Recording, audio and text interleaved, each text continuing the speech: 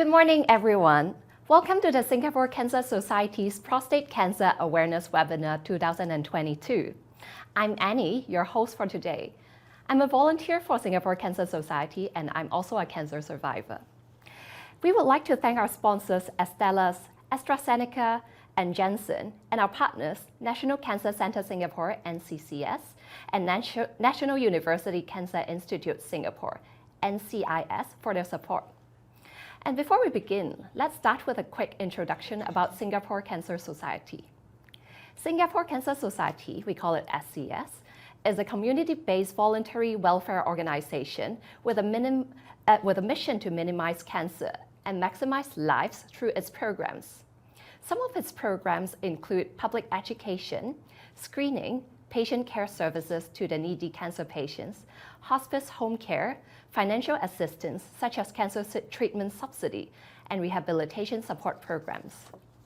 In today's webinar, you will learn all you need to know about prostate cancer and how you can detect the early sign of cancer. And there's a Q&A session towards the end of the webinar. You can submit your questions by clicking the chat icon at the bottom of the screen if you're on Zoom, or write it in the comments section if you're on Facebook Live. We'll try to answer as many questions as possible. We will also be sharing key information and useful links in the chat box for your reference. Just in case we can't answer all of the questions today, we'll pick the top 15 FAQs and post it on our No Cancer to Beat Cancer microsite. You can also rewatch this webinar on Singapore Cancer Society's Facebook after this event.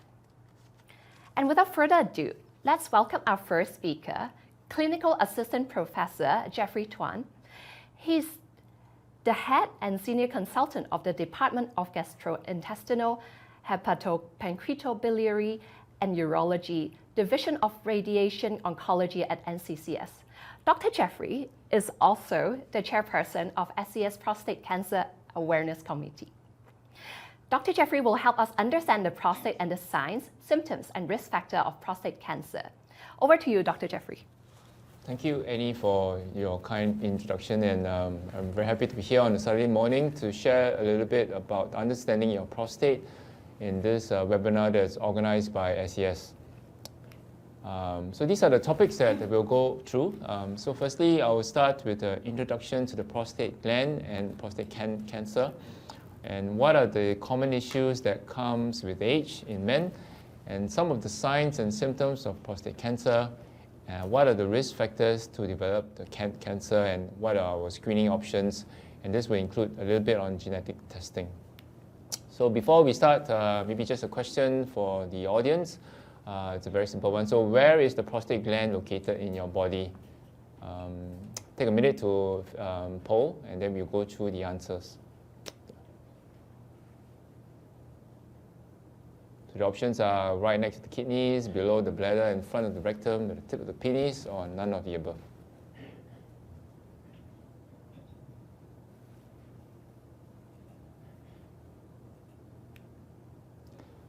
So that's right. So majority of the responses are correct. It's below the bladder in the front of the rectum. So that's very good. So we all know where the prostate gland is. So next question is, I'd like to know if you know what is the purpose of the prostate gland. So these are the few options. Filter waste into the urine stream, help stop urine flow when needed, secrete fluid that makes up most of the semen, or all of the above. So take a moment to fill in your choices.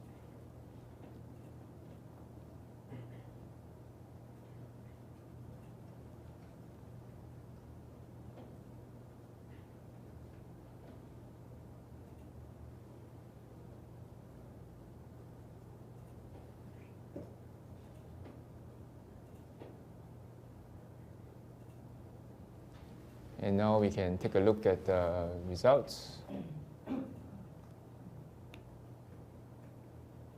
And the results, yeah, actually it is all of the above. So actually it's actually correct. So it is a secreted fluid that makes up most of the semen. So that's the correct answer. So So first, what is the prostate gland? So prostate gland actually is the organ only in men, so it's not found in women. And it is about the size of a walnut and is located at the base of the penis, below the bladder and in front of the rectum, as we already went through previously. The urethra actually runs through it, in the middle of it, and that's also one of the reasons why some of the symptoms with prostate gland enlargement would have difficulty passing urine.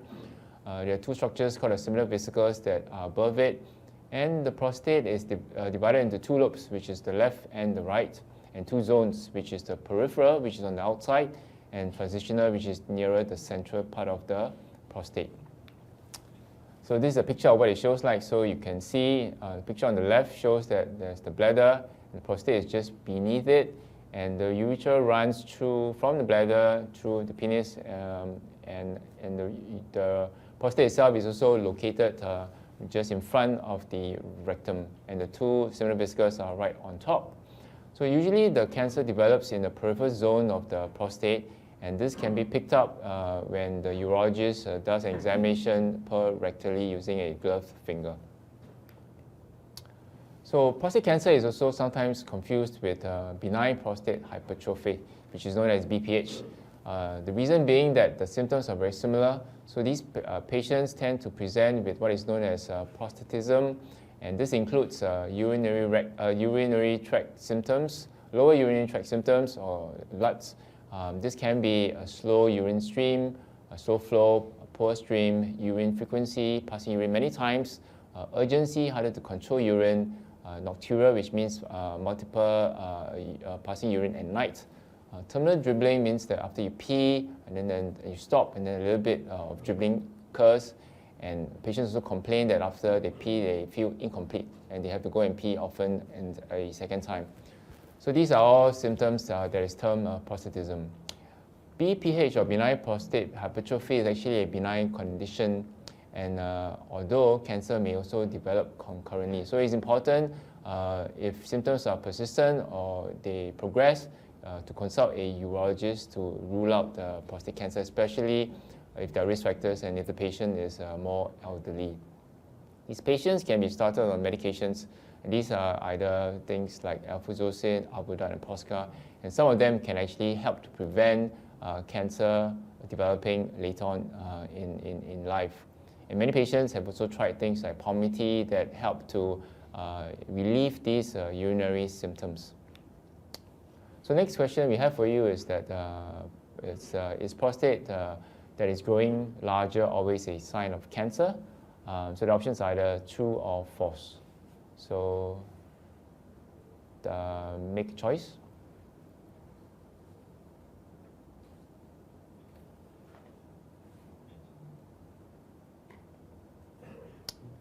And here are the results, and it's false because enlarged prostate, as we discussed previously, can be a sign of benign prostate hypertrophy, so it may not be a sign of cancer. Okay, so prostate cancer, what is prostate cancer? So prostate cancer actually develops in elderly men. And typically, these men ranges from 60, 70, and older. It's less common in young men that is defined as less than 50 years of age. And it is currently the second most common cancer in men after colorectal in Singapore. So the most common cancer is colorectal. Next is actually used to be lung cancer, and now prostate cancer has overtaken lung as the number 2 most common cancer in men. It is the most common cancer in men in the USA. So in developed countries, the incidence of prostate cancer is much higher. The good thing about prostate cancer is that it has very high cure rates, so in excess of 90%. And it is also associated with some genetic syndromes, and these are typically either breast cancer related syndromes such as BRCA1 and 2 mutations, or this Lynch syndrome, which is actually associated with colorectal cancers. So patients usually present with symptoms similar to BPH, so which is LUTs, or lower urinary tract symptoms, and on examination, perhaps there will be a nodule felt in the prostate, and PSA done may show it to be elevated. And elevation of PSA usually is defined as something that's more than 4 nanograms per deciliter. There are some precursors in prostate cancer, and these are precancerous states, and these are called prostate high-grade intraepithelial neoplasm, and this can only be detected after a biopsy.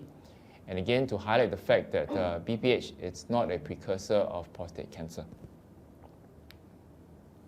What are the symptoms the patient may have? Common presentations is lower urinary tract symptoms similar to BPH. And in addition to that, they must have a raised PSA on screening. And it may be progressively going up, and patients may not have any other symptoms. So majority of patients who have been detected with prostate cancer are asymptomatic. As we said, the symptoms of LUTS could include difficulty starting urination, weak or interrupted flow, painful or burning urination, and in very advanced cases leading to blood in the urine or semen, or sudden erectile dysfunction. These are usually when cancer has been there for many months and has invaded into the surrounding normal structures. In advanced cases where cancer has spread to other parts of the body, like for example to the bone, patients may have back and hip pain, swelling of the legs, they may feel fatigue, and may also have weight loss. And so when you have some of these urinary symptoms and you have had a PSA done by the GP which is elevated, they will then refer you to the urologist for further assessment. And this is when a DRE or a digital rectal examination would try to find or palpate for any sort of lumps and nodules on the prostate. So next is question 4 for the audience. Prostate cancer needs to be treated right away. Is that true or false?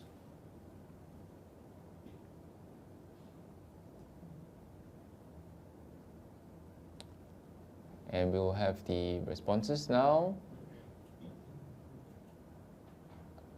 So it's about 50-50, but the actual answer it's false. So some prostate cancer can be monitored or under active surveillance, which means that potentially if they're very slow growing, we can actually defer treatment till later, and this will be able to maintain the patient's current quality of life.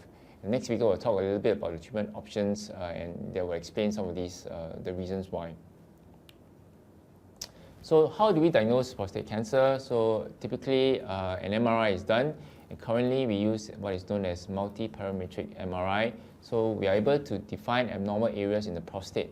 And once you know where they are, you will be able to guide the urologist how to biopsy it. And the biopsy is usually done in these days transperineally, which is through the skin in the space between the scrotum and the anus. And this can be performed either manually or using the robot and taking into account the MRI. So therefore it's targeted and allows better pickup rate of cancers. It's also usually combined with what is known as saturation biopsy, where other parts of the prostate is also biopsied or sampled to make sure that we don't miss other smaller cancers that are not seen on the MRI. Once cancer has been diagnosed, we complete the investigations with a bone scan, which looks for cancer spread to the bones, CT scan of the chest and abdomen, again to look for spread elsewhere outside of the prostate. And now, more common in the last 1 or 2 years is the use of this PSMA PET, which is a very sensitive whole body scan that helps us rule out spread of cancer outside of the prostate. So what are some of the lifestyle risk factors that have been investigated? So one, of course, obviously is age. So young men usually don't get prostate cancer. As you're older, there's a higher tendency of any cancers, and just being more common. Therefore, patients will tend to develop prostate cancer if they live beyond 60, 70 years old. There's some associations with ethnicity, so it seems to be more common in the North Europeans and North Americans in Australia. So the Western population seems to have more common occurrence of prostate cancer. However, in African, Caribbean men, these cancers tend to be more aggressive, and these men are more likely to die from prostate cancer. Therefore, treatment is very important in this group. Fortunately for us, it's actually less common in Asia and Central America. There are some associations with regards to smoking, and therefore, once you have been detected with prostate cancer, advice is to stop smoking or cut down. some sort of associations with diet as well. So if you consume a westernized diet with high animal fat, then higher chances of developing prostate cancer. If you take more fruits and vegetables such as tomatoes, then of course it helps to prevent prostate cancer. And again, excessive consumption of alcohol or possibly even calcium may also increase the chances of prostate cancer. But some of it is not entirely clear, but these are some that has been studied in the past. Patients are obese and lack of exercise, again, will be more prone to develop cancer. And one of the speakers will be talking a little bit about exercise later on and how to prevent it. There are some studies looking at some chemical exposure, but again, Agent Orange is something that's used in some of the Vietnam Wars. It's not used here anymore.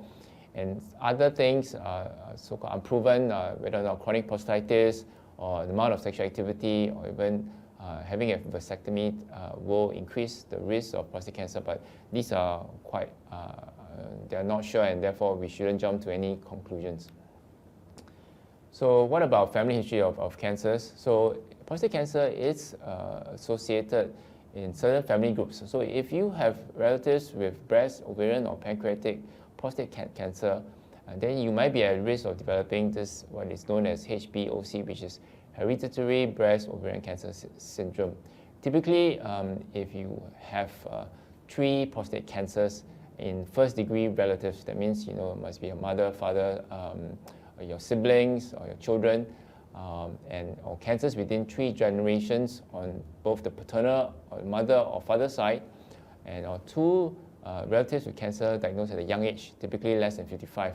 This again will prompt us to investigate whether or not you have a cancer gene that predisposes you to higher risk of prostate cancer.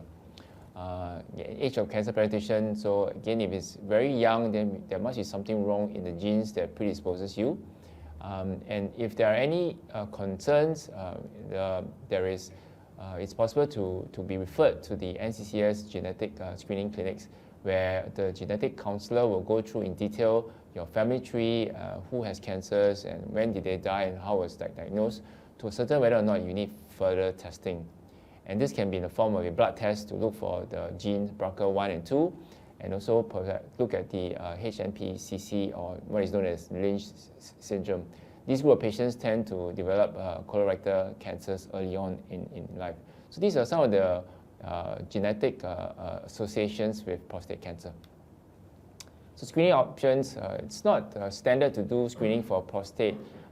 In the US, previously PSA testing was very common and fashionable, but it also has some harms. And what it does is that if patients are found to have a high PSA and subsequently had investigated for prostate cancer, and it could be very low and indolent cancer that may not require any treatment.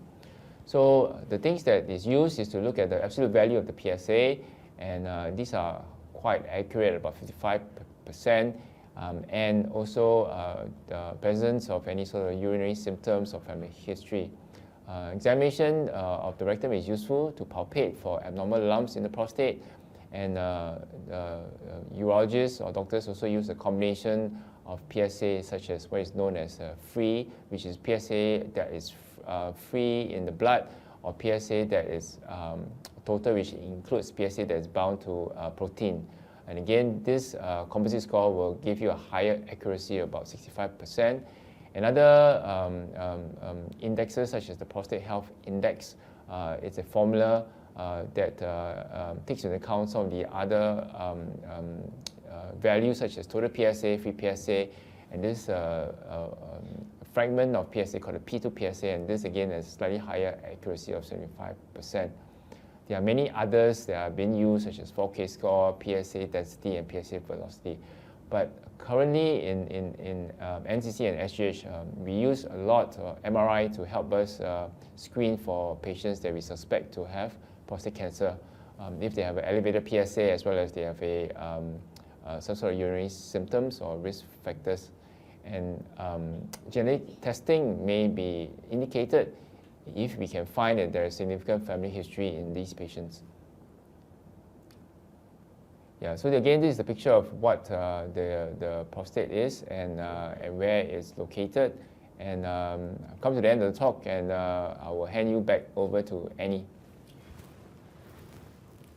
Thank you, Professor Jeffries, for the sharing. Next up, we'll have Dr. Jack Tay, Senior Consultant from the Division of Surgery and Surgical Oncology of NCCS, who is also a member of SCS Prostate Cancer Awareness Committee. Dr. Jack is joining our session virtually, and he will share with us how to protect your prostate and what are the common treatment options available for prostate cancer. Let's welcome Dr. Jack.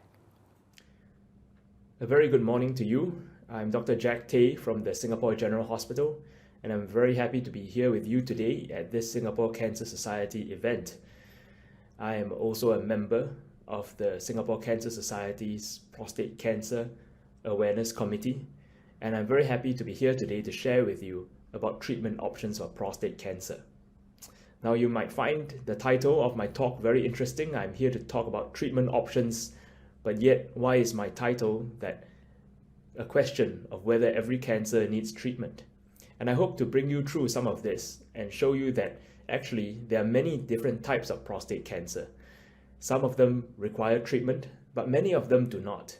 So I'd like to share my talk and my experience with you on this matter today. Now, a lot of patients have a question as to where exactly is the prostate gland? What is the prostate? And the prostate really is this walnut-shaped gland that is within our body. It's not outside the body. It's deep within the part of the body called our pelvis, and it's between the bladder and the urinary tract, which comes out into the penis where men pass urine. And you can see that the rectum, which is where one passes motion from, is right behind the prostate. And therefore, very often when you see your GP or your urologist, the GP or urologist will want to do a rectal examination where they use a gloved finger and place that in the rectum to be able to feel part of the prostate and feel whether it's enlarged or whether there are any nodules. There's also a lot of question in the public about what is benign prostatic enlargement and what's prostate cancer. Now, most enlarged prostates are actually due to benign enlargement, or what we call BPH, in the central part of the prostate gland. And if you look at the schema here, it shows you that where the bladder is and the prostate, and BPH, which occurs in the central part of the prostate gland. And when you observe that the urinary passage or the urethra passes right through the prostate, you can see that when the central part is enlarged due to benign enlargement, it can squeeze on this urinary passage and result in difficulty passing urine. And that's why a lot of men present with poor urinary flow, urgency of urination, nighttime urination, etc. Prostate cancer, on the other hand, usually arises in the periphery or around the edges of the prostate gland. And that results in the fact that prostate cancer usually doesn't result in many symptoms until it is very advanced or very extensive. And that's why prostate cancer screening using a rectal examination as well as a blood test with a PSA blood test can be useful in detection of prostate cancer. Here's a chart of what's been happening with prostate cancer in Singapore. The chart on the left is the incidence rate of prostate cancer, or rather, how frequently does prostate cancer occur in Singapore. The chart on the right shows the mortality rate of prostate cancer, or how frequently is prostate cancer causing death in Singapore. And we can see, that both of these are on a rising trend. So prostate cancer is becoming more common in Singapore, and in fact is currently the second most commonly diagnosed cancer among men in Singapore. Now, there are different stages of prostate cancer depending on how far it has progressed. A stage usually means how far has it gone, and it always starts at a very early or localized stage, and if allowed to grow, it becomes locally advanced, and then finally it becomes metastatic, which means it has spread. Localized means it's confined to the prostate gland, and as I shared earlier, because prostate cancer often arises at the periphery of the gland, it often causes no symptoms. Locally advanced prostate cancer is when the cancer has extended out of the prostate gland, and this often results in symptoms such as difficulty passing urine, blood in the urine, and kidney failure.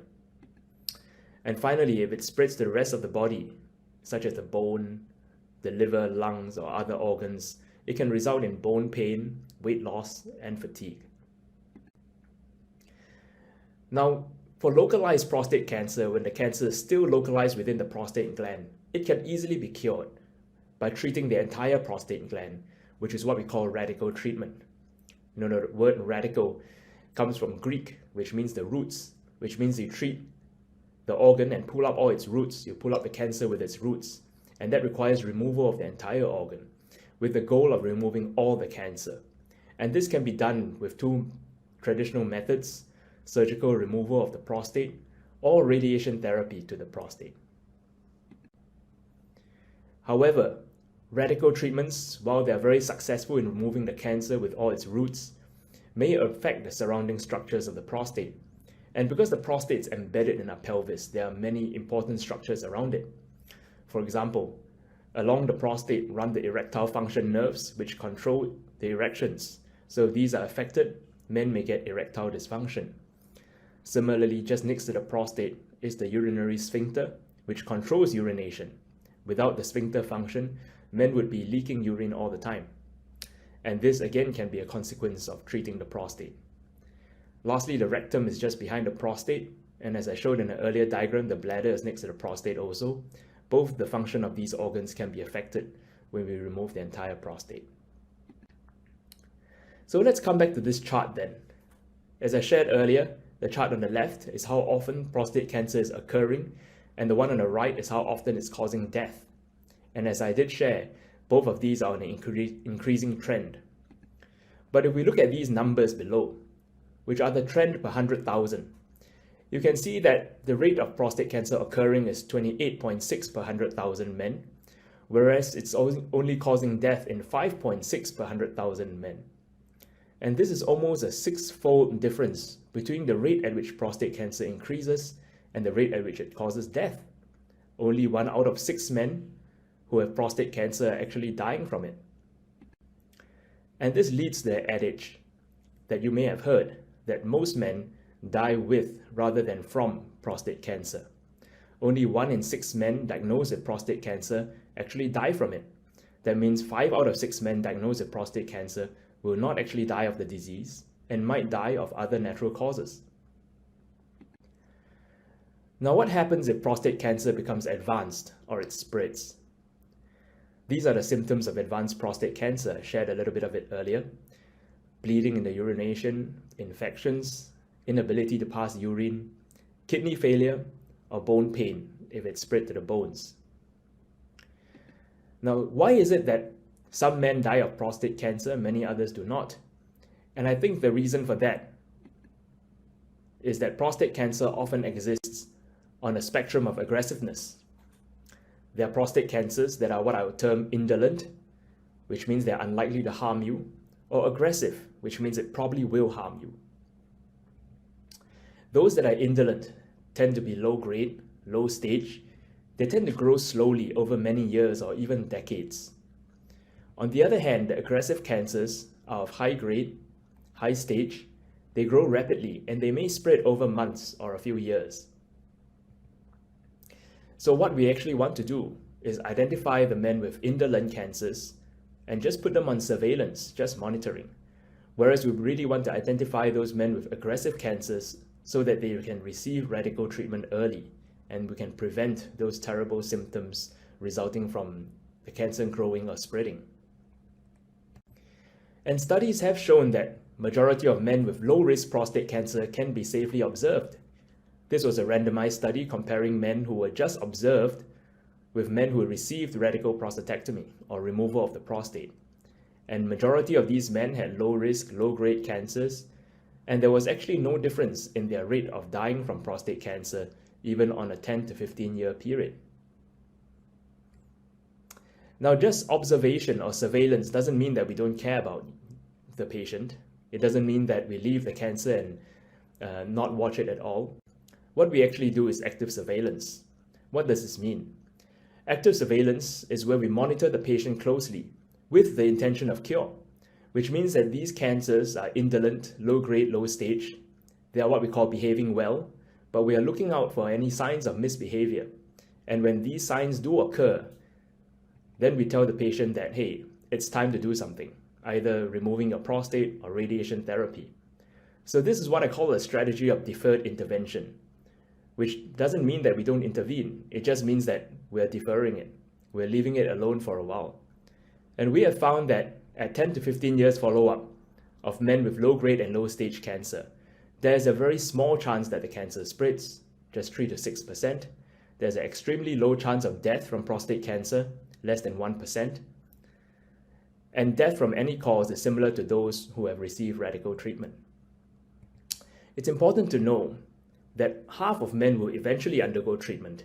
That means that these men who are on active surveillance, some of them will eventually receive treatment because their cancer progressed. That means they were behaving well at the start, but during the period of surveillance, we discovered that there was some sign of bad behavior, and that's when we want to intervene and remove the prostate. Another group of men did undergo treatment because they were tired of being followed up. They were perhaps more anxious individuals who were more concerned and more worried, and living with the cancer within them was not something they could do. So really, this is an individualized approach that has to be discussed with the patient and a mutually agreed upon strategy. There are some challenges for active surveillance of prostate cancer. One of them is that with the traditional biopsy strategies, and you can see this cartoon on the right-hand side shows a traditional biopsy schema where each cross marks a spot that will biopsy within the prostate. And this is usually done in a 10 to 12 core biopsy.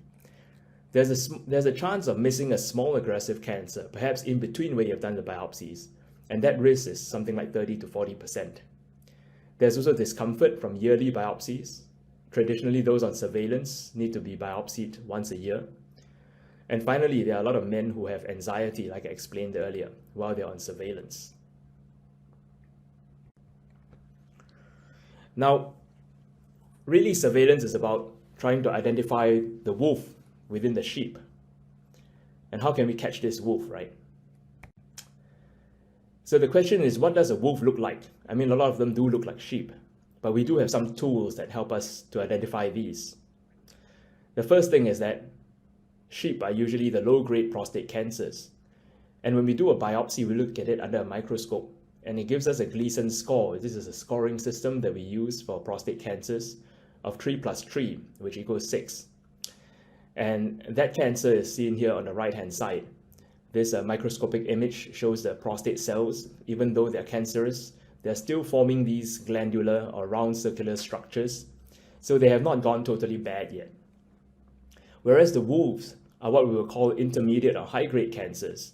Now these are misbehaving cells, and we give them a Gleason classification of 7 or more.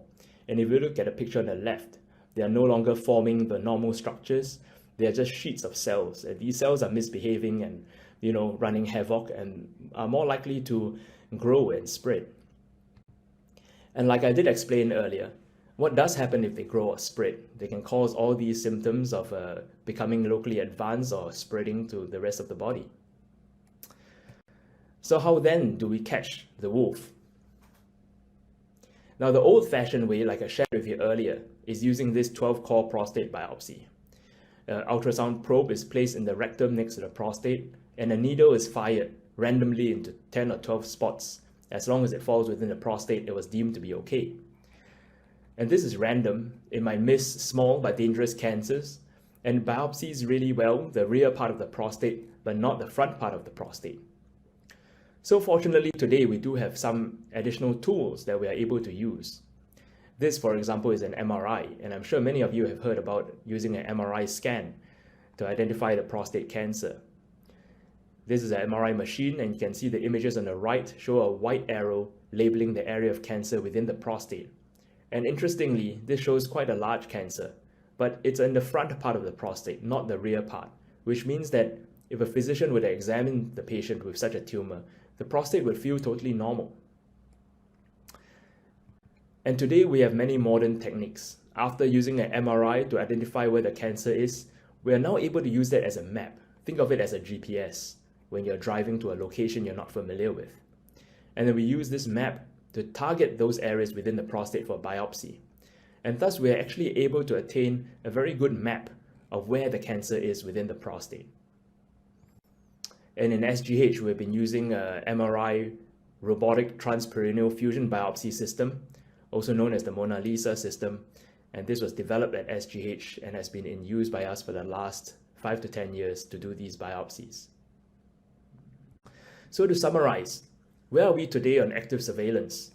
Active surveillance allows up to half of men to avoid treatment. It allows us to accurately diagnose indolent versus aggressive cancer by targeting the abnormal areas of the prostate, sampling their cells and looking at those under a microscope. It also allows us to carefully monitor men at follow-up, which means that perhaps with the use of MRI, men no longer need to do biopsies every year. Perhaps every other year it could be an MRI scan. Perhaps one could do a biopsy just every 2 or 3 or even 4 years, or only do a biopsy if something abnormal appears on the MRI. And this gives greater assurance to the patients and the physicians so that they can remain on monitoring and avoid the side effects of radical treatment. Let's move on to the situations where treatment is actually necessary. As I shared, aggressive cancer, high grade, high stage, and perhaps men who have lower grade cancer but they have a long life expectancy. For example, a younger man in his early 50s or even his late 40s, where, even if we tell them that they have a low grade cancer that grows slowly over 15 to 20 years, hey, those are still their active years, so they want to do something. There have also been many advances in surgery for prostate cancer. So a better understanding of anatomy has allowed us to preserve the structures better. So I shared earlier that the important erectile function nerves are all alongside the prostate. And by using the MRI to determine where and how much cancer there is within the prostate, when we do eventually need to remove the prostate gland, we can precisely determine how much of the nerve to spare. And this allows some men to retain their function for erections, to have their sexual function, or perhaps can allow them to have a better chance of recovery. And today, with the use of robotics in surgery, because SGH was the first to use robotics in prostate removal. Next year, we're actually celebrating our 20th year using robotics for prostate removal. We're actually able to visualize very clearly where these nerves are. We're actually able to visualize the urinary sphincter mechanism. And when we do the rejoining of the bladder to the urinary sphincter, after the surgery, we're able to do so with high precision. So this is what we do for aggressive prostate cancers, and we need to remove the prostate. Another very important treatment modality is radiation therapy. And this is where we shine a radiation beam onto the pelvis, focused on the prostate. Now, there's always a concern also that just like surgery disrupting the structures around the prostate, the radiation scatter can affect the erectile function nerves, the bladder, and the rectum. There have been advances in technology where radiation becomes increasingly conformal. And what I mean by that is that it conforms more to the shape of the prostate. Rather than one direct beam, perhaps they shine 3 beams, so that where it overlaps is where the highest dose is. And if you extrapolate this kind of technique, when you have beams from multiple areas, they're actually better able to spare the structures around the prostate by focusing just on the prostate. And these are various modalities you may have heard of: CRT, IMRT, SBRT, and the latest is proton beam therapy, which I think will be available in Singapore by next year. And these are all external radiation beam therapies. But just like surgery, there's a potential for side effects when you treat the entire prostate gland, just by the nature of the fact that in order to encompass the entire prostate gland, some of the surrounding structures will be affected. And that's why these standard treatments, prostate removal or radiation therapy to the prostate, while they are highly, highly effective at treating the cancer, they are associated with urinary, sexual, bowel, and some other side effects that can occur and become a problem for men after treatment. And I'm very glad that we have another speaker here today who's going to speak on some of this topic in the talk that's after mine. I'd like to share a case study of a 59-year-old man, a patient of mine, with a PSA of 4.5. It was just a little bit elevated. He had a normal rectal examination, and he did an MRI. And if you look at the top row of images on the left-hand side, That red circle shows the area of abnormality or the cancer within the prostate. And we did a targeted biopsy, as well as a saturation biopsy. That means we biopsied also the normal areas of the prostate, and found that really the cancer was only within the area of the red circle. And this patient, and I told him about the treatment measures. We can remove the prostate, we can put him on radiation, we can put him on surveillance, but this cancer was a Gleason 3+4. So that's a little bit aggressive, not the indolent type. And he said, "Doc, I don't want to lose all my sexual function or lose control of my urination. I don't want to have side effects from radiation. It's just that spot. Can't we just remove that and not remove the entire prostate?" And that got me interested in therapy, where we can actually just treat that area of the prostate. And this became coined into a term called focal therapy, where the aim is to eliminate just the focus of cancer, but yet preserve the uninvolved tissue in an attempt to maintain a patient's quality of life. And if you look at this schema here, which shows various cartoon schema of the prostate, where orange is thought to be where the tumor is, if we can identify where this tumor is very precisely, why can't we just treat that area, ablate it, destroy that area of abnormal cells, while leaving the rest of the normal cells alone? And we can do this by doing targeted ablation, treating the quadrant where the cancer is, anterior ablation, just treating just one zone of the prostate. And so you can see what we did here with focal cryoablation. This patient, as I showed earlier, has a cancer in the front part of the prostate. Actually, it's away from where the erectile function nerves are, away from the rectum. And this is labeled as a red arrow here. We did the biopsy, and that's where the cancer is, nowhere else within the prostate. So here we are doing what we call focal cryoablation, using cryotherapy, which is a cold energy to destroy the cells. Okay, the image on the top left shows the cryoprobes being placed into the perineum. It's just like doing a biopsy, just a few needles, no cuts on the body. The image on the top right shows an ultrasound image where the 4 bright sparks within the prostate gland are where the position of the needles are, so we're able to position the needles very well. The image on the bottom left, I'm not sure if you can see the animation, actually shows the ice ball that is creeping outwards from the area of ablation, so that we can see exactly where the margin of treatment is. The edge of the ice ball is at 0 degrees Celsius. That's not a lethal temperature. We want negative 20 degrees Celsius. That's about 5 millimeters behind that reflective moving edge that you see. So during treatment, we actually have a very good feedback. We know that we are covering that area of abnormal cells. We know how much outwards we have to go from it. We know to stop before we reach the critical structures. And on the bottom right, this shows a temperature monitoring of the prostate. You can see that at the apex, which is labeled E, is at negative 36, 37 degrees Celsius. And that's definitely a lethal temperature. That's where the cancer is. Whereas the external sphincter, ES, is at 35 degrees C body temperature. That's what controls urination, so that's protected. The erectile function nerve is maintained at body temperature, 34, 35 degrees Celsius. So this is how we monitor and protect the critical structures during focal therapy of the prostate. And this was a technique that I was fortunate to learn when I was at Duke University for 2 years on fellowship. And when I came back, we started this program at SGH, doing a phase 2 trial for focal cryotherapy. This was the first phase 2 trial for focal cryotherapy in Asia. We included 30 men who had a maximum of 2 lesions in the prostate, aggressive cancer, PSA less than 15. And after treatment, we monitored all these men, and we found that there was a reduction in urinary function and sexual function in the first month, but these all recovered by the 3rd month. So we managed to preserve their function. We also found that the location of treatment matters, and logically it does. In those men with a cancer area that was near the nerve and had ablation extending to one nerve, had a delayed recovery of sexual function at 6 months, but they still had their sexual function recover.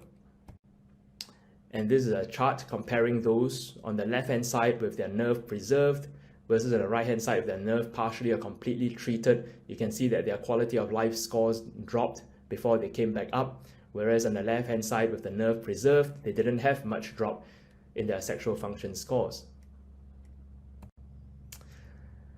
Now you might say, "Doc, this sounds really good. Why don't we do this for every patient?"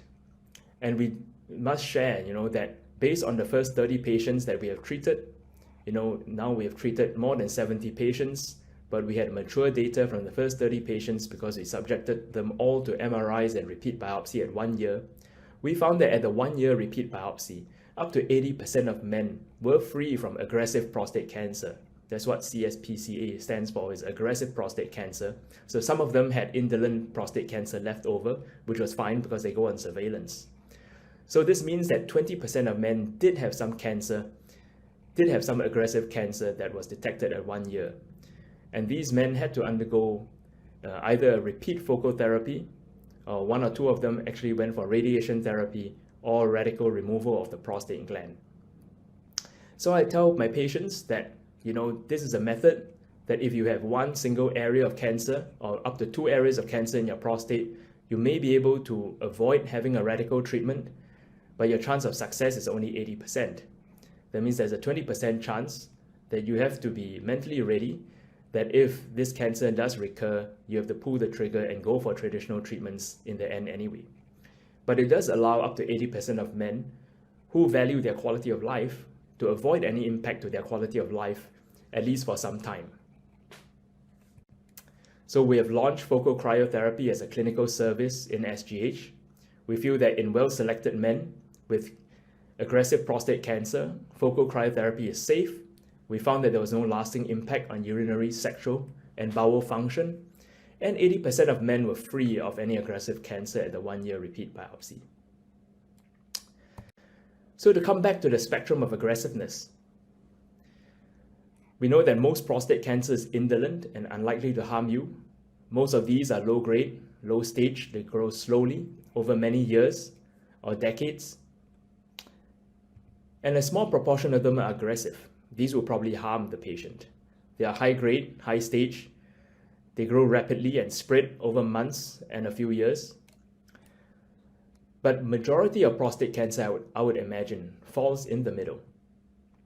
So while we do surveillance for indolent cancers and identify the aggressive ones for radical treatment, I think that most of those that fall in the center could go for focal therapy, where just the area of aggressive cancer within the prostate is treated, and majority or 80% of the men will be able to avoid the side effects of radical treatment and just go on and continue monitoring. So to put it all together, all right, if we're able to selectively screen patients using age-appropriate methods of high-risk groups, and then we apply the knowledge that not every cancer needs to be treated, and we use technology to find better tests to identify the truly dangerous cancers, such as MRIs, targeted biopsies. And finally, we now have advanced technology to reduce the side effects of treatment, whether it comes to robotic prostate removal, radiation therapy, or focal therapy, where we can really truly do a targeted therapy of the area of cancer within the prostate, in order to reduce the side effects of treatment. And with that, I'd like to thank you very much for your attention. Thank you.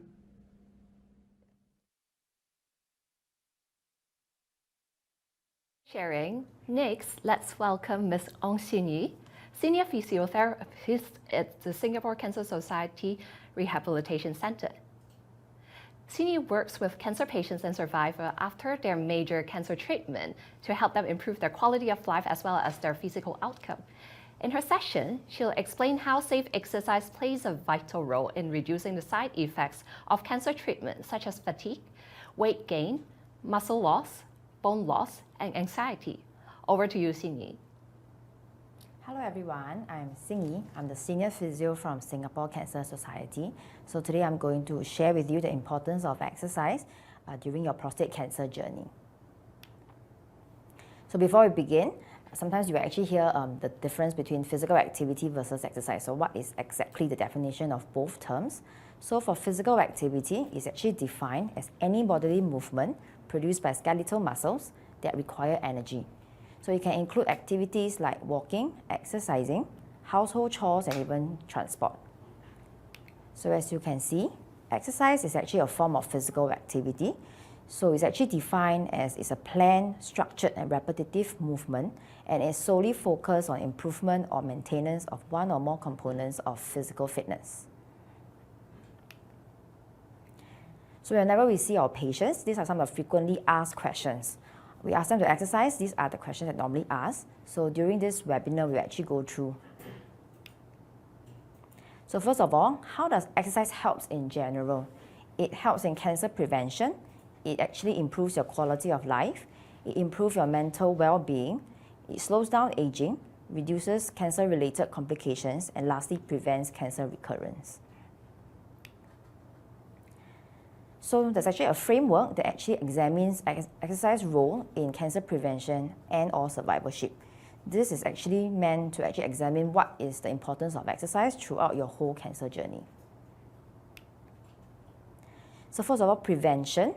Physical exercise has been shown as a modifiable behavioral risk factor that may actually potentially reduce the risk of developing cancer. Second one is detection. So for detection, physical exercise during the screening or the diagnosis time period may actually have implications for the early detection of cancer, according to the research.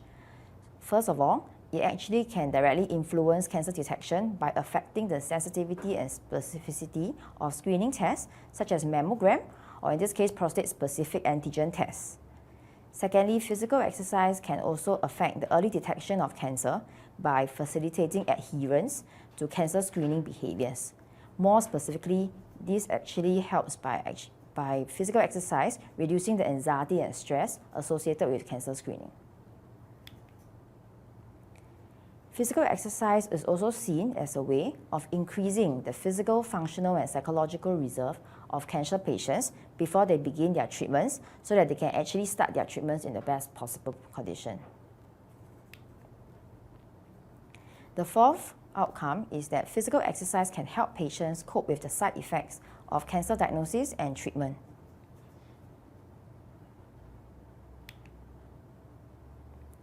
So after the treatment, patients normally go through rehabilitation. Exercise in rehabilitation helps to improve patients. They allow patients to recover from the side effects of their cancer treatments once it's completed.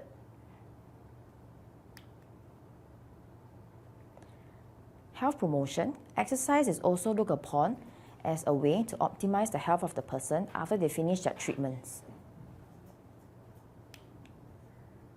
If, for example, the treatments are not successful or are contraindicated, we normally have palliation services. So the purpose of palliation is actually to relieve or to make less severe the symptoms of these cancer patients. Exercise then can help to maintain their functional independence and quality of life as long as possible.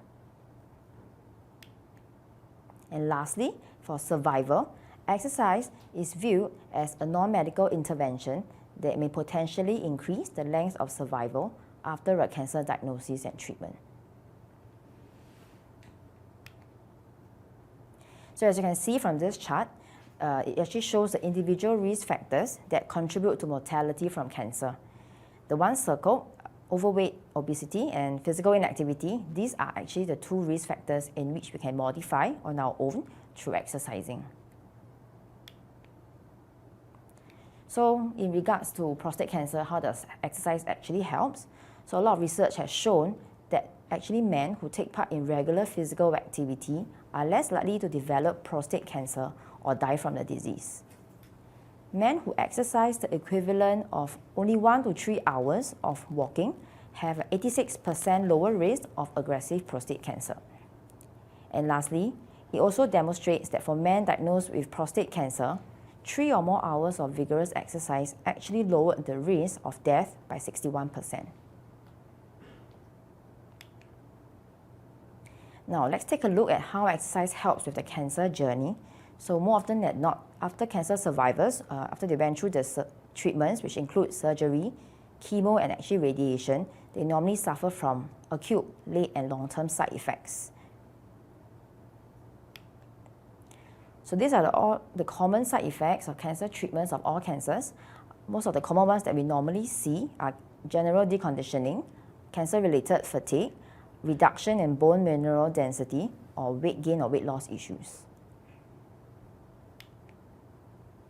So how does exercise help in relation to these side effects? First of all, exercise helps to actually alleviate the fatigue. it reduces any risk of you having chronic diseases.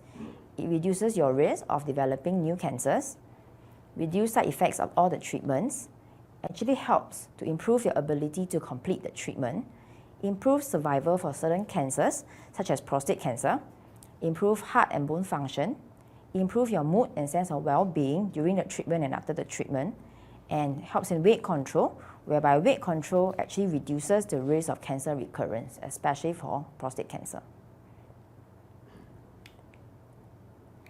These are the common side effects of prostate cancer patients that we see. So they are urinary incontinence, loss of muscle mass and physical strength, loss of bone density, and therefore increased fracture risk, weight gain, fatigue, and increased risk of diabetes and heart attacks. So the exercises actually helps to increase your pelvic floor muscle strength, which helps in urinary incontinence, which we will talk about later. It increases your muscle strength in general, helps in your heart and bone function, helps to control weight, and actually reduces cancer-related fatigue. So the most important question that most patients or most survivors actually ask is whether is it safe to exercise? So the answer is yes. So there are a lot of different guidelines and research have shown that exercise for cancer survivors or cancer patients is actually safe. So the guidelines actually show that cancer patients can actually safely undergo moderate intensity exercise while actually on active treatment or and after treatment. In fact, this exercise is recommended to improve the quality of life, muscular and aerobic fitness. This actually follows the recommendations of American College of Sports Medicine. For these cancer patients, pre-exercise assessments are recommended.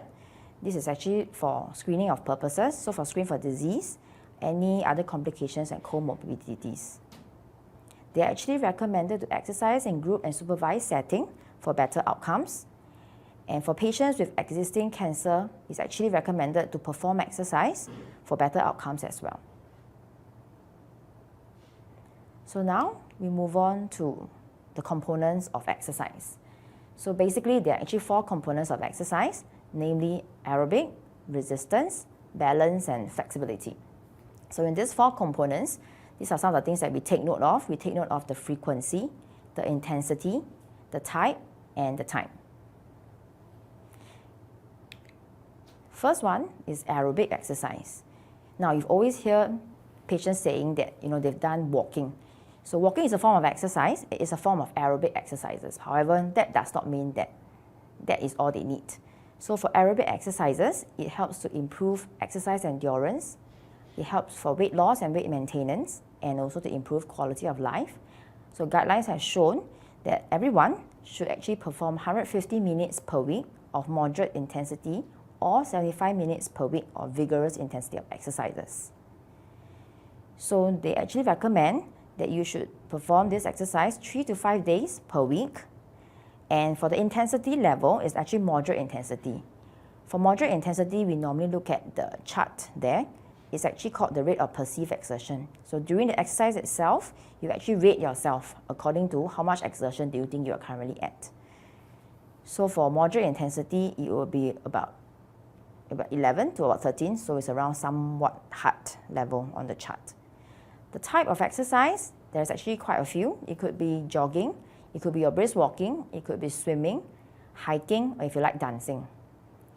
Time duration wise, it's best to perform the exercises continuously for at least 30 minutes, or if let's say you are unable to perform it for 30 minutes continuous, you can cut it to 10 minutes intervals throughout the day to hit the 30 minutes.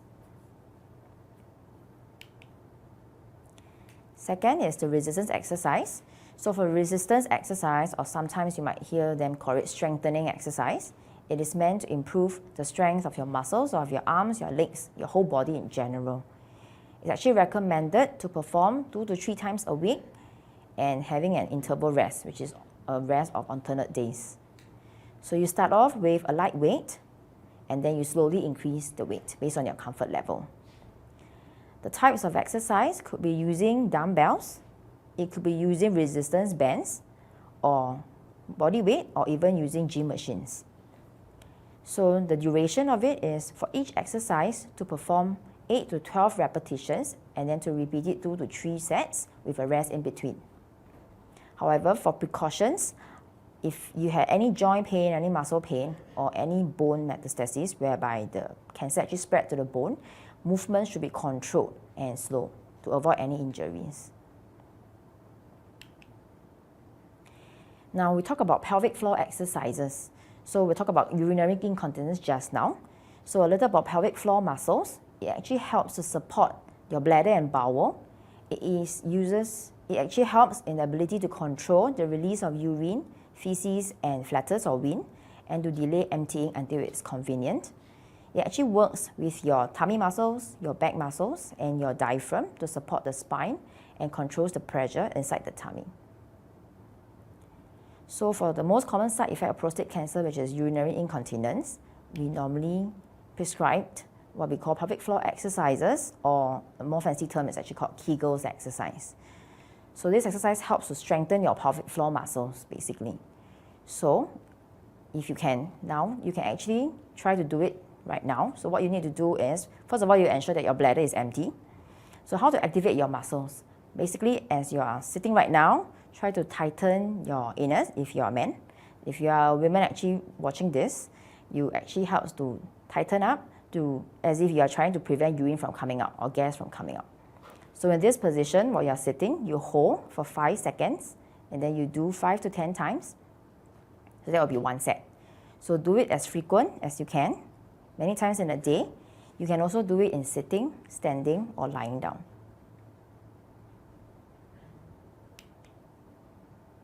So the next component of exercise that we have is called flexibility exercise. It actually helps to increase your muscle length. It decreases the risk of your injuries. It helps the joints move through their full range. It helps muscle blood flow and therefore enable your muscles to work the most effective. So the standard guideline is actually to perform it daily to have the best results.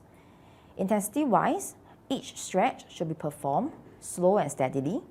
You just stretch to the joint point of mild discomfort and before it becomes painful. You can also do yoga or Pilates, where they have actually stretching exercises as well. So for each stretch, you hold for 15 to 30 seconds and you repeat 4 to 5 times. The last component that we have is balance exercise. For balance exercise, it will help to decrease the likeliness of falling, whereby it actually will cause any injuries such as fractures. For balance exercise, the frequency is to be done at least 2 to 3 times a week, and you progressively increase the difficulty by using narrow base of support. There are many types of balance exercise. It could be doing tandem walking, single leg stands. It could be performing Tai Chi or even yoga. And normally we incorporate these exercises when you are doing aerobic resistance or flexibility exercise. Now we go on to one of the most common side effects as well. So for patients who actually have prostate cancer, they normally undergo androgen deprivation therapy. So one of the common side effects of ADT for short is actually a loss of bone mineral density, which then causes osteoporosis. So with osteoporosis, patients then become having an increased risk of fractures. So for this, we actually recommend doing weight-bearing exercises to help with this. So how does weight-bearing exercise help? So the key to improve osteoporosis is to relieve the declining trend of bone density through external force. Your body's own weight actually puts a strain on the bones itself. So during the exercise, the pressure on the bones by the body's own weight will increase the number of bone cells, thereby increasing bone density. So researchers have shown that weight-bearing exercises hold beneficial effects in cases of osteoporosis for prostate cancer patients undergoing ADT, and this is evidenced by the significant increase in their bone mineral density score. So what are the types of weight-bearing exercises? It could be brisk walking, it could be dancing if you like, it could be stairs climbing as well, or hiking, jogging. So in all, this is the summary of the guidelines of exercise. For aerobic exercise, it's 150 minutes per week or 75 minutes per week if you're doing vigorous or if you're doing moderate. For resistance exercise, 2 to 3 times a week on alternate days, and flexibility to be done as often or daily. So to ensure safety during exercises, these are the few recommendations that we normally have. We start with light intensity exercises first, especially if you are sedentary. You increase slowly how often and how long you exercise. If you are not well, if you are unsteady or if you're feeling dizzy, please do not exercise. And you always listen to your body and you rest when you need to. Start off with warm-up exercises for 2 to 3 minutes. Drink plenty of fluids or water unless you've been taught not to. And if you have all these conditions, osteoporosis, arthritis, nerve damage, poor vision, pain, poor balance, do not use any heavy weights or do any exercises that put too much stress on your bones, because this will actually increase the likelihood of you hurting yourself or breaking a bone. Some conditions to take note of if you have during exercise: if you have any bone metastasis, if you're on any long-term hormonal therapy, if you have urinary incontinence, if you have a risk of lower limb lymphedema or swelling, if you have just recently undergone any abdominal surgery, if you have any cardiovascular issues, any heart issues, autonomic dysfunction, or lastly, any sensory deficits, if you have any numbness. So for bone metastasis, one of the questions is whether it is safe to exercise. So for bone metastasis patients, they normally are at risk of fractures, and it depends on the type and the involvement of their bone. Therefore, patients with bone metastasis are required to go to qualified professionals so that they can perform pre-screening, exercise assessment, and exercise prescription. Now, the qualified professionals could be doctors, physiotherapists, or cancer exercise physiologists. These patients are recommended to undergo supervised exercise sessions for safety. And lastly, people with bone metastasis should actually be supported and encouraged to engage in exercise, to obtain the benefits of exercise, as well as the strategy to manage side effects related to cancer and their treatments. So for advanced prostate cancer patients, the most common question is whether exercise then helps with those patients. So for these patients, it has been shown to improve quality of life, fatigue, and exercise tolerance in men. And it may actually slow disease progression in men with advanced prostate cancer. So in conclusion, exercise helps to reduce side effects of cancer treatments for cancer prevention, and is recommended as many research has shown, and it's safe. Lastly, if you have any concerns with starting exercises, do approach Singapore Cancer Society and we will assist you. Thank you.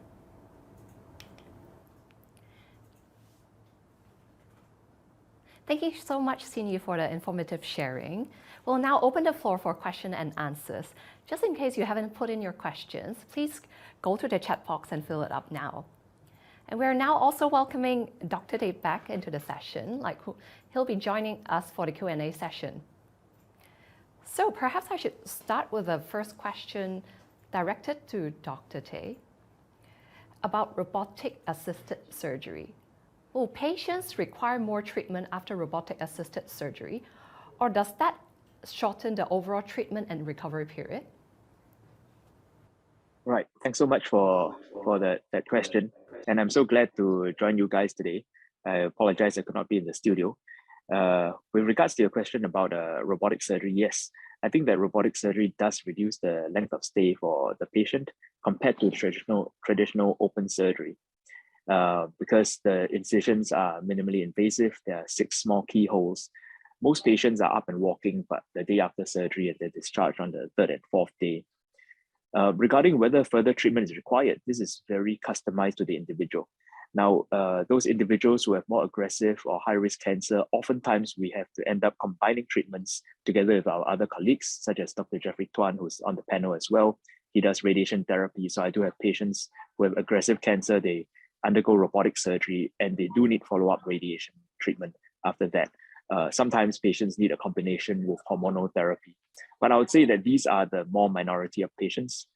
Most patients that we operate on have a single robotic surgery and do not require further treatment at that point.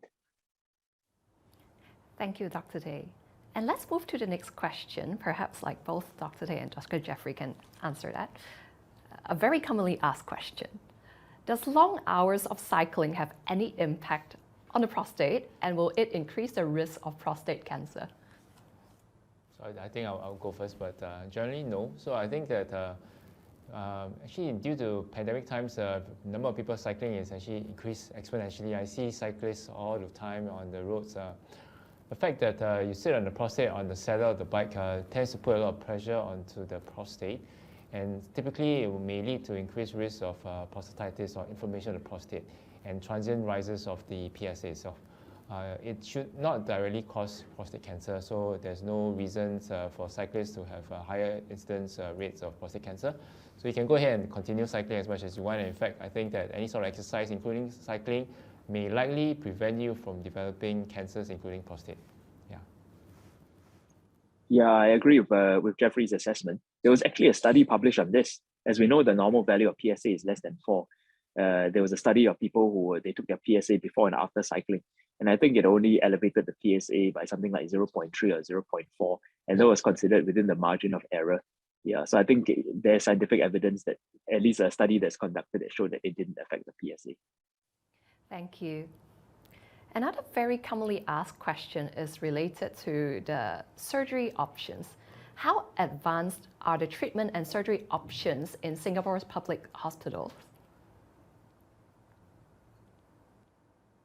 Well, I'll jump in here and say that I think that, I'm very proud to be working in a public hospital in Singapore, in the SGH and the National Cancer Center, together with Dr. Jeffrey Tuan. I'm sure he would agree.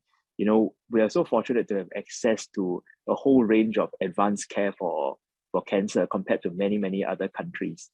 For surgical care, we have robotic biopsy, targeted biopsies to better evaluate prostate cancer.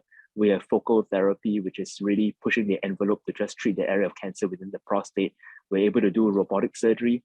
Next year, we're celebrating our 20 years of robotic surgery to do a robotic removal of prostate. And I collaborate with Jeffrey so much on the many different ways of doing radiation therapy to really bring better care to the patients and reduce their side effects. Yeah, I mean, just to add, I think that what's important really is to have a multidisciplinary team to manage the patient itself.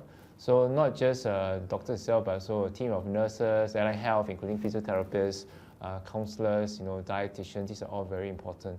I think that there are so many options in treatment of prostate cancer, and the real thing is to have all the options available to the patient. So in the public sector, I think that we do have a range of options that will cater to all the needs of the patients. So patients often choose the treatment options based on what sort of side effects they're willing to trade off for. So I think that is, in a way, something that is very useful, as opposed to centers that are a bit smaller. They may have a limited number of treatment options. So do consider coming to the public side, and I think that there's a lot of investment by ministry as well, and so we have state-of-the-art equipment in Singapore, and medical care in Singapore is generally quite equal, both in the public and the private. Thank you. And before Dr. Tay logs off, perhaps I can ask one last question to both doctors, and then Dr. Jeffrey can continue. How can I stop or slow down prostate cancer from progressing? Yeah, that's a really great question. And I'm sure Jeffrey will have a lot to weigh in on this as well. I think that a lot of prostate cancer, as I shared earlier in my talk, actually grows very slowly and it might never progress. And I think that one thing that we do is that, we monitor them very closely and look for signs of progression. And then we apply just enough treatment, to stop it from progressing, whether that's focal therapy, surgery, or radiation therapy. And that way, we give a really gentle nudge to prevent cancer progression. Now, I believe that where this question is coming from, the audience probably also involves things like, what supplements they can take, what activities they can partake in to kind of reduce the risk of cancer progression. Now, I think there's no hard evidence on how this could happen. We do know that the environment plays a role. The environment we put ourselves in. I always tell the story of the study of Japanese men. We know that in Japan, the risk of prostate cancer is very low. The incidence is very low. But when they looked at second generation Japanese men who emigrated to California, they found that the rates of prostate cancer were as high as that of Americans.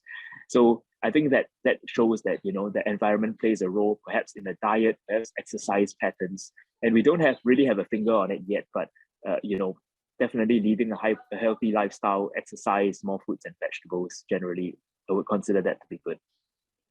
Yeah, thanks. Thank you, Dr. Tay, for joining us for this session. Thanks so much. Okay. Yeah, apologize of the log off early. Yeah, thank you. Thank you. Okay, perhaps we can continue with Dr. Jeffrey and Xin Yu. There's still a lot of questions from the audience that they would like to have it answered. So Dr. Jeffrey, is prostate cancer the most common form of male cancer? Yeah, so as detailed in my talk, the most common form of cancer in males in Singapore is actually colorectal cancer, and prostate is the second most common. But the difference between prostate and colorectal is that the cure rates are much higher. So it's very important for you to be checked and to evaluate. And if you really do have prostate cancer, to consult your doctor early so that you can have the appropriate treatment done, and that will save you from a lot of problems later on down the road.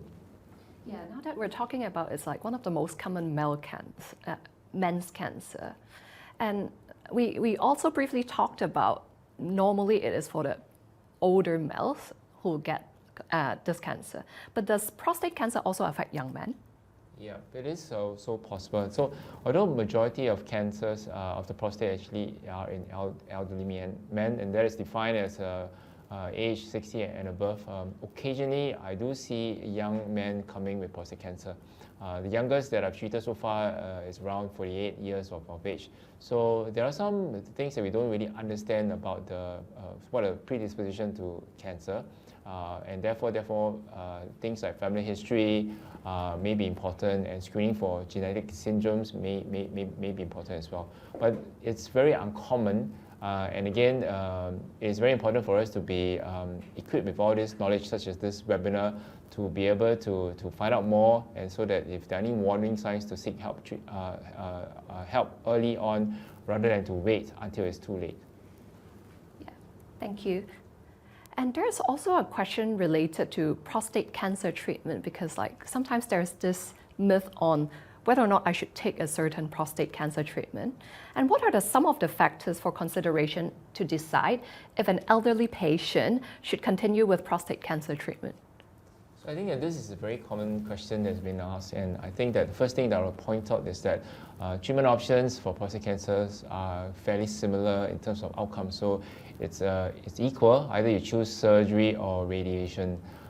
So what is different in terms would be what are the potential side effects. And KJ's talked about, for example, if you choose for surgery, patients have to be younger, they must be fit for the anesthesia. The surgery may take about 3 to 4 hours. There are things like blood loss. And common side effects could include things like incontinence or urinary leakage, as well as sexual dysfunction. If you opt for radiation, typically it is you avoid the need for anesthesia, but you may develop rectal bleeding or bleeding the urine years later on. So most of the time, it is a careful discussion with your doctors to decide what you're willing to trade off for in order to get a chance of cure. So that usually is a subject of an hour-long consult in the clinic whenever a patient with prostate cancer comes and sees either myself or Dr. Tay. Yeah, thank you. So perhaps I should direct the next question to Xin Yu, who taught us a lot about exercising. So at what stage during prostate cancer treatment should a patient start exercising? Well, so for patients who are actually undergoing prostate treatment, first of all, they try to be as physically active as possible. So if they can't really undergo very heavy, vigorous exercises due to the treatments, they can actually start off with just walking, doing some seated exercises. If you are really concerned about whether is it safe or not, then the best is to seek doctor's advice first, to get their oncologist's advice before they actually continue on with the exercise. But I would say for most of the patients undergoing treatment, they actually safe for them to start off with seated exercises or just generally walking. It could be just walking in the house. It could be doing a little bit of your household chores or just functional activities. Thank you. There's also a question related to side effects about radiation therapy. Perhaps both Cindy and Dr. Jeffrey can also answer. So how can a patient ease the side effects of radiation therapy? Common side effects of radiation therapy is divided into acute or short-term side effects and longer-term side effects. So the short-term side effects happens usually 1 or 2 weeks after the beginning of the radiation and include things like fatigue, maybe urinary frequency, gas in the stomach, bloatedness or diarrhea. These can be often easily treated with medication or also dietary advice. So avoidance of too much fiber, try to drink more water in the day and less at night so that you don't wake up too many times and affects your sleep.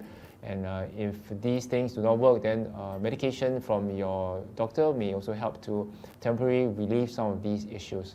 The long-term side effects of radiation would be things like rectal bleeding, bleeding blood in the stools, or bleeding in the urine. This again can be prevented somewhat if you have a healthy bowel movement, so you tend to move your bowels once a day, eat lots of fruits and vegetables to keep the motion soft, and be well hydrated. Fatigue can be countered with exercise, as what Cindy has already mentioned, and I think that it's always good to start your exercises early on in whenever you're ready. So it can be before you start treatment, during the treatment, but the idea is to do it gradually. And no one's going to ask you to be attempting a marathon 1 week after your treatment, but essentially it's good to maintain as normal life as possible. Cindy, do you want to add on anything? Yeah, so for the more common side effects, like we were saying about fatigue, so like Dr. Jeffrey has shared, exercising actually helps with managing fatigue. It actually helps to increase your endurance, basically your endurance of doing things. So what you can do is you always start off with a light exercise. So if you can't do a continuous exercise for, let's say, 30 minutes, then the option is always to break it down. So if you can do for 10 to 15 minutes, then go ahead, 10 to 15 minutes, maybe once in the morning and once in the evening. Then slowly build it up. So it could be 10 to 15 minutes first, and then after that, slowly going to 20 or 25. Yeah, so always listen to your body. If you're really very tired, you need to take a break and rest, then do so actually. Okay, thank you. There's another question related to the spread of prostate cancer. I guess it is like quite a common topic of concern as well for all the cancer patients. Will prostate cancer spread quickly to the bladder and other surrounding organs? I think there's sometimes a so-called misconception to say that prostate cancer is always a slow-growing cancer, and that may not require treatment and can be left alone for many months or many years. But the idea is that not all prostate cancers are the same, and it's important really to quantify the kind of prostate cancer that you have, whether or not it is early stage, which is a stage 1 or 2, or an advanced stage. And if these advanced stage or cancer cells that are very aggressive, they tend to grow a lot quicker and may invade the bladder as well as the rectum much earlier on if you delay treatment. When that happens, the patients will then present to the doctor with, again, either blood in the urine or blood in the stools. So if you remember, typically most patients present with no symptoms, just PSA, and therefore these patients tend to be in the earlier stages of the cancer, and we want to keep it that way rather than to wait until cancer develops such that they have problems, and therefore the cure rates will be much lower if they present later rather than earlier. Thank you. And another common buzzword for prostate cancer is PSA. There are so many questions about PSA, for example, like how often should I do PSA blood test? Is it a reliable test? And at the same time, just now, Dr. Tuan, you mentioned that with raised PSA, it might be something that is of an alert. So what level of PSA is considered raised and alarming? So PSA is actually a very easy way to screen for prostate cancer. So main utility really is in part screening and also assessment of treatment response. So young people, age 40 or 50, PSA should be actually very low, less than 1, less than 2, 0 point something. If you're a lot older, just because your prostate has swollen in size due to BPH, your PSA can be higher, can be 4, 5, or 6. It doesn't mean that the value in excess of 4 is definitely a cancer. What we really want to look at is the rate of rise, and therefore it's important to trend these things as how we trend, COE prices or stock market is the same thing. So we tend to advise monitoring the PSA every 3 to 6 months. If the PSA is relatively stable, we can actually check it every 6 months. And then with a reading of between 3 to 5 values, we will be able to plot what is known as a PSA doubling time, which is how fast the PSA takes to double its value. So the steeper is the curve, or the higher is shorter is the doubling time. Obviously, it means that the cancer is growing quickly and producing a lot of PSA. And this will worry, to the physician to say that, is this cancer, is there cancer in the first place? Is this cancer uncontrolled? And what should be the next steps of treatment? And speaking about prostate cancer, a big concern is how it is going to affect our daily life, the patient's daily life. Will prostate cancer treatment affect patients' mobility and sexual health? I think these are concerns that patients have. It depends again as to what treatment modality that you choose. So if you do surgery, even though the surgery itself is 3 to 4 hours and you stay in the hospital for about 1 to 2 days, you have to go back with the urine tube for 1 to 2 weeks, and that will temporarily affect you. Depends on what work you do. So if you're desk bound, an office job, that's not a problem. If you need to be walking around or you drive a taxi, then there will be challenges. For radiation itself, the advantage is that it's completely outpatient, so you don't have to stay in a hospital. It can be done over multiple sessions, and it can be as long as 8 weeks, but recently we are able to shorten and accelerate it to as short as 2 weeks. So literally, it has very minimal impact on the patient. And some of my patients actually, for example, drive taxis in the morning. They'll come in the afternoon for their short radiation treatment, which takes over about an hour, but the actual radiation is only delivered in about 5 to 10 minutes. So actually, it may not have an adverse or significant impact to your life, and most patients can carry on their normal activities, be it housework or be it things like taking care of the family or regular work as well, their hobbies and things like that. So I think have a conversation with your treating doctor to understand what treatment entails, and you may find that actually it may not be as scary as you think. That's such great news to know that it's very likely that a lot of patients can maintain their lifestyle and quality of life. And do you have any tips about what food should the patients or the general public should take in order to prevent prostate cancer? So this question is always asked, and I think that if you remember what Dr. Tay said, prostate cancer itself it's associated with a Western lifestyle and Western diet. So in Singapore, too many hamburgers, too many McDonald's. So I think that if you were to cut down the amount of red meat consumption, eat more fruits and vegetables. I often tell my patients to limit their red meat consumption to maybe 2 or 3 times in a week because if they're not actively growing muscles, they're not in need of increasing their weight and muscle mass, then that's all the protein that you require. You can also get protein from plant-based, right? So all your certain type of vegetables can also provide the protein that you require. So that kind of healthy diet, including well hydrated, in terms of drinking more water, maybe a diet that is rich in certain plant fruits and vegetables such as tomatoes, may actually prevent not just prostate cancer but also other kinds of cancer, typically colorectal cancer, which in fact is the #1 cancer in both men and women in Singapore. So we've come to the very last question of the session. It is also related to treatment. Is it advisable to opt for the treatment with the least side effect for quality of life? I think that is one perspective. I think that, as we mentioned, it used to be that patients would choose what treatment that has the best cure rates. But in a cancer such as prostate, where the cure rates does not differ very much from the various options like surgery or radiation, we have a cure rates of about 91% if it's detected early. Then what's going to be important in what's going to happen after treatment is done and the patient is free of cancer. And therefore now we are looking at the quality of life in a way that, looking at patient-reported outcomes to find that what sort of impact that the cancer has and what sort of impact the treatment has to make that choice. So the answer to your question is it's important to decide based on quality of life if that's important to you. And I think that the older generation where They are used to hearing from what the doctor tells them. What's good for me?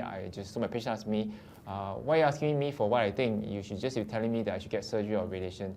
The younger patients who are more informed, or let's say good supportive family, they want to understand, the real pros and cons and the various side effects before they can decide which is the best option for the patient. And I think that it's important to consider not just the cure rates, but also the quality of life.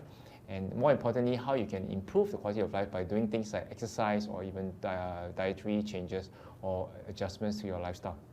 Thank you so much, Dr. Jeffrey, and thank you so much, Sini, for joining this very fruitful, informative Q&A session. We've now come to the end of the session. We hope you found today's webinar useful.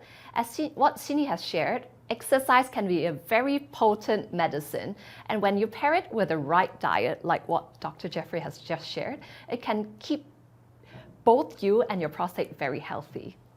SCS is going to have a free men's health fitness workout session virtually next Thursday, which is the 17th of November at 7:30 p.m. So if you're interested, don't forget to register for the session to get tips on how you can stay strong and active to come in the comfort of your own home. The workout is suitable for members of the public and is specifically crafted by our therapists to help seniors strengthen their muscles. You can sign up at the SCS Fitness link, which will be shown in the chat box later, or call 1-800-727-3333 for more information. And we would like to thank once again our speakers for joining us today and sharing their expertise on prostate cancer. Once again, we would also like to thank our sponsor, Astellas, AstraZeneca, and Janssen, as well as our partners, National Cancer Centre Singapore and National University Cancer Institute Singapore, for their support. Lastly, we would like to thank all of you on the line for your participation in the webinar. Before you leave, please help us do one thing.